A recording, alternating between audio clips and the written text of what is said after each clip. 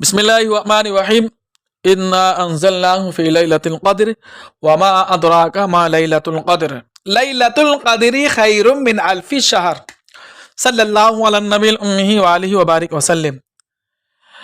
رمضان المبارک کے اخیر عشرہ کے طاق رات یعنی 21،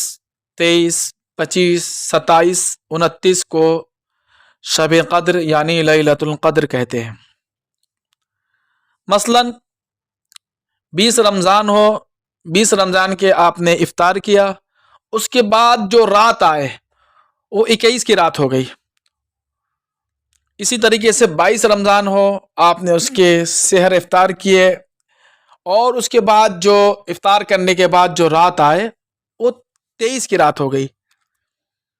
تو یہ رات اہم ترین اور بہت زیادہ اس کے عظمت ہے اس رات کے۔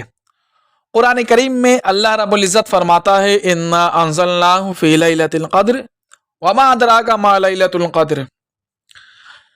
کہ اسی رات میں ہم نے اپنے مقدس کلام قرآن مجید کو نازل فرمایا، اور پروردگار عالم خود ہی بندوں سے سوال کر رہے وما ادراک ما لیلۃ القدر، اے میرے بندو تم جانتے ہو یہ کون سی رات ہے؟ تمہیں کچھ پتہ بھی ہے؟ جو صرف سوچ رہے ہو کہ جلدی روزے پار ہو، دھوپ کی تپش ہے، گرمی ہے، روزے نکل جائے، عید آ جائے، پھر ہمارے کھانے پینے کا معمول بن جائے، تم نے کبھی غور بھی کیا وما ادراک ما لیلۃ القدر یہ کون سے اہم ترین رات ہے؟ پھر پروردگار عالم اس رات کی عظمت اور برکت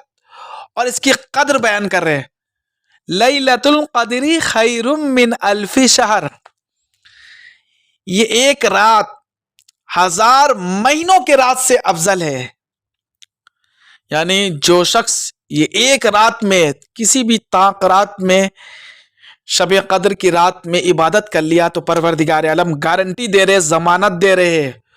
ان کو پروانہ دے رہے خوشی کا کہ گویا کہ تم نے 1000 مہینوں کے رات سے زیادہ تم نے عبادت کی، اس سے بہتر تم نے عبادت کی ایک رات کی۔ بتائیے قربان جائیے پروردگار عالم کتنی بڑے آفر دے رہا۔ جب ہم اس کو کیلکولیٹ کرتے ہیں کہ 1000 مہینوں کی رات سے افضل ہے یہ، تو یہ کیلکولیٹر یہ بتاتا ہے کہ 83 سال 4 مہینے، گویا کہ آپ نے کوئی بھی طاق رات میں رب کی عبادت کر لی، گویا کہ 83 سال 4 مہینے رب کے آگے گر کرایا، رب کو منایا، رب کی عبادت کی، رب کو آپ نے راضی کر لیا۔ Only 83 years and 4 months pray to the Allah. Only 83 years and 4 months pray to Allah. Allah agree you. یعنی آپ نے گویا کہ 83 سال 4 مہینے رب کی عبادت کی، ان شب قدر میں آپ نے جاگ لیا، عبادت کر لیا، اللہ کو منا لیا، اللہ کو راضی کر لیا۔ حضرت سفیان ثوری فرماتے ہیں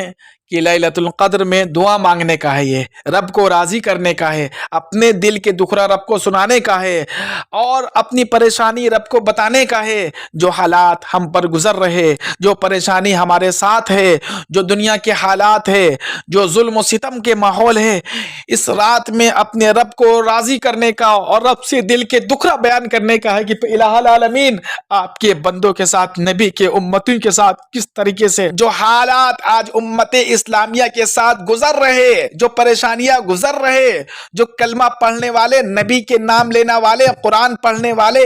اور نبی پاک صلی اللہ علیہ وسلم کے امتیوں کے ساتھ جو حالات گزر رہے، یہ حالات اپنے رب سے دل کے دکھرا رب کو سنانے کا وقت ہے، رب سے عاجزی کرنے کا وقت ہے، رب سے یہ اپنے پریشانی بتانے کا وقت ہے کہ الہ العالمین تیرے بندے، تیرے نبی کے امتیوں کے ساتھ آج حالات کس ماحول پہ چلے گئے۔ موب لیچنگ اور دیگر طریقے سے آج ہم پر ظلم کی انتہا کی جا رہی ہے۔ تیرے وحدانیت اور تیرے نبی کی رسالت کا ہم اقرار کرے تو آج ہم پر ظلم و ستم کی بارشیں ہو رہی ہے، بلڈوزر کے نام سے آج ہمارے گھروں کو مسمار کیا جا رہا ہے۔ جگہ جگہ ہم پر نشانہ بنایا جا رہے ہیں۔ الہ العالمین تو رحم فرما، کرم فرما، الہ العالمین تو اپنے بندے کی حفاظت فرما، پروردگار عالم ہم سب کے گناہوں کو معاف فرما، اپنے کاروبار کے لیے روئے رب سے، اپنے گھر بار کے لیے روئے رب سے، جو بیمار ہے اس کی شفا کے لیے روئے رب سے، جو قرض دار ہے قرض سے نجات کے لیے روئے۔ اس رات میں قسم خدا کی رب کریم نے گارنٹی دے دی، ضمانت دے دی، خیر من الف شہر، کہ تم نے ایک رات اپنے رب کی عبادت کر دی، گویا کہ 83 سال 4 مہینہ اپنے رب کی عبادت کی ہے۔ تو اس رات میں جو مانگنا ہو مانگ لو، جو دل کے دکھڑا سنانا ہو سنا لو۔ میرے محترم بھی بہت عظیم ترین رات ہے۔ لیلۃ القدر کی کچھ نشانیاں بیان کی گئی ہے، فرمایا گیا کہ 5 طاق راتوں میں تم لیلۃ القدر کو یعنی شب قدر کو ڈھونڈو۔ لیلۃ القدر کی کچھ نشانیاں بیان کی گئی ہے، بتایا گیا ہے کہ اس رات روشنی کچھ انوکھی سی ہوگی، بڑا دل فریب منظر ہوگا، بہت پرکشش ماحول ہوگی، بہت نورانیت کا ماحول ہوگا۔ یہ ماحول آپ شہر میں سٹی میں نہیں دیکھ سکتے، آپ یہاں تو بلب اور بجلی کا زمانہ ہے ہمارے یہاں، یا آپ جنگلات میں ہو یا پہاڑ چٹیل میدان میں ہو یا گاؤں میں ہو، وہاں آپ اس کا نظارہ بہتر طریقے سے کر سکتے ہیں۔ اور جو بتایا گیا ہے دوسری طریقے سے بتایا گیا ہے کہ اس رات کو قلبی سکون ہوگا، اندر سے خوشی میسر ہوگی، اندر سے خوشی میسر ہوگی آپ کو۔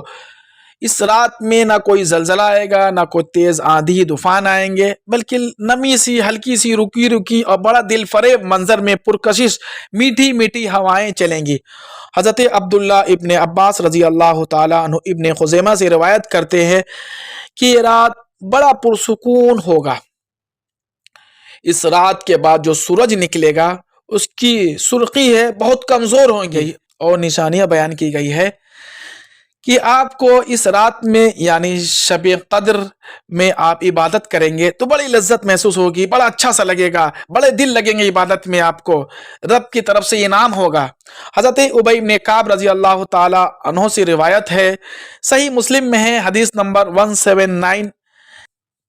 اس رات کے بعد جو سورج نکلے گا اس میں سفیدی ہوگی، شعاعیں نہیں ہوگی، صرف سفیدی ہوگی۔ اور دوسری روایت حضرت ابی بن کعب رضی اللہ تعالیٰ عنہ سے جو سنن ابو داؤد سے حدیث 1378،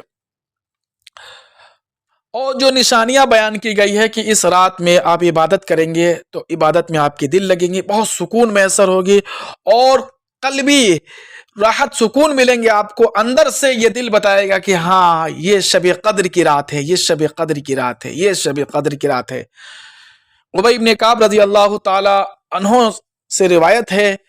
کہ صحیح مسلم کی روایت ہے، حدیث نمبر 179 کی ہے کہ اس رات کے بعد جو دوسرے دن سورج نکلیں گے وہ صرف سفیدی ہوں گے، سرخی، اور سورج میں تیز شعاعیں، گرمی نہیں ہوگی، یعنی جو شب قدر کی رات ہے اس کے بعد جو صبح جو سورج طلوع ہوں گے اس کی ایک نشانی یہ ہے کہ صرف سفیدی ہوں گے، اس میں کوئی تیز گرمی شدت شعاعیں نہیں ہوں گی، صرف سفیدی پن ہوں گے، نہ تیز شعاعیں کے ساتھ سورج نکلیں گی، سرخی کے ساتھ ہو، اس طریقے سے شدت دھوپ کے ساتھ یعنی سخت ترین گرمی کے ساتھ سورج نہیں نکلیں گے۔ اللہ کے پیارے رسول جناب محمد رسول اللہ صلی اللہ تعالی علیہ وسلم کی حدیث ہے، جب رات شب قدر ہوتی ہے تو اللہ تعالی اپنے فرشتے حضرت جبریل علیہ الصلاۃ والتسلیم کو حکم فرماتا ہے کہ وہ تمام فرشتوں کے ساتھ زمین پر اترے، اور ان کے ہاتھ میں سبز یعنی ہرے رنگ کے جھنڈے ہوتے ہیں جسے وہ خانہ کعبہ کے چھت پر نصب فرماتے ہیں، اور حضرت جبریل علیہ الصلاۃ والتسلیم کے بازو یعنی پر 100 ہوتے ہیں، 2 پر صرف شب قدر میں ہی کھولتے ہیں، یعنی جبریل علیہ الصلاۃ والتسلیم اپنے فرشتوں کے ساتھ زمین پر اترتے ہیں، 2 پروں کو کھولتے ہیں تو ایک مشرق کی طرف پھیل جاتا ہے، ایک مغرب کی طرف پھیل جاتا ہے، اور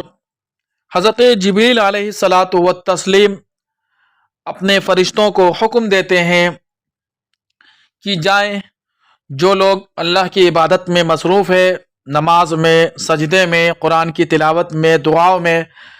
درود شریف میں، جائیں ان کو سلام پیش کریں، اور وہ دعا مانگے تو ان کے دعا میں آمین کہے، کتنی بڑی بات ہے،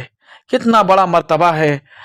آج ہم رب کے احکامات کو بھلا بیٹھے ہیں۔ آج ہمیں پتہ ہی نہیں رمضان کہاں چلا گیا، شب قدر کہاں چلی گئی۔ بس کینہ، کپٹ، حسد، جلن اور آپس میں مہاماری، اسی لیے آج یہ حالات ہم پر بنے ہیں۔ اللہ سے توبہ کریے، اللہ کی طرف رجوع ہوئیے۔ ابھی بھی وقت ہے، ہم رب کے آگے سربہ سجود ہوں گے، رب سے گر گڑائیں گے، معافی مانگیں گے۔ جو حالات ہم پر مسلط ہوئے ہیں، برما اور بخارا اور اسپین جیسے حالات آج ہمارے ملک میں مسلط ہوئے ہیں، اللہ تعالیٰ ضرور ہم کو اس سے نجات دے گا۔